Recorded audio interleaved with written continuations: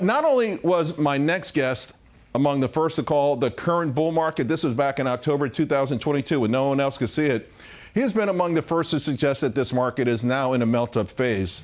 I want to bring in Yardeni Research President Ed Yardeni. Ed, you know, this video I referenced said that there have been 15 market melt-ups since 1947, but warns like there were years like 29, obviously, 1999, where melt-ups were followed by massive crashes. So how do you assess the risk that are out there? Well, I think the massive crashes occurred because the melt-ups were followed by recessions. Speculative bubbles burst.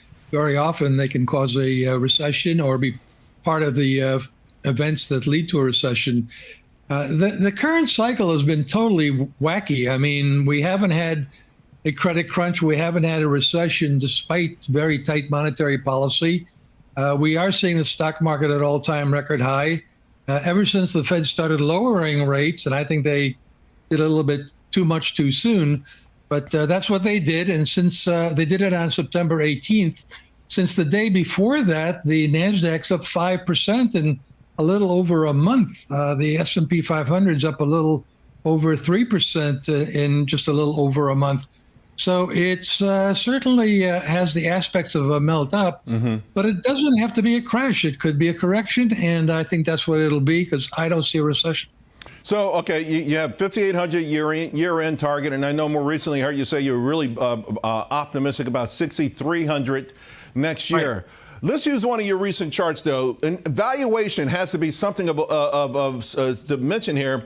Valuations are pretty high. Now, we can see where the Mag 7, or in this case, the Mag 8, have come down, still relatively high. But when you talk about the market, and you do mention, obviously, a potential pullback here and there, how much more does that become a reality or a possibility, considering that these are PE ratios that historically have been associated with pullbacks? Well, look, I could be contributing to the contrary trade here. I am bullish, and like you said, everybody else has turned bullish, and that's kind of bringing on my contrary instincts. But at the same time, since the beginning of the decade, we've been predicting this could turn out to be like the roaring 2020s, and so far, so good. You know, we're almost halfway through the decade, and it certainly feels like the roaring 2020s in the stock market. And I think the surprise is going to be productivity-led growth. I think we're going to see better growth. And I think that's what the valuation multiples are discounting. That's where the high valuations are. You wrote earlier in the week about bond vigilantes. You said they've already started voting. What exactly does that mean?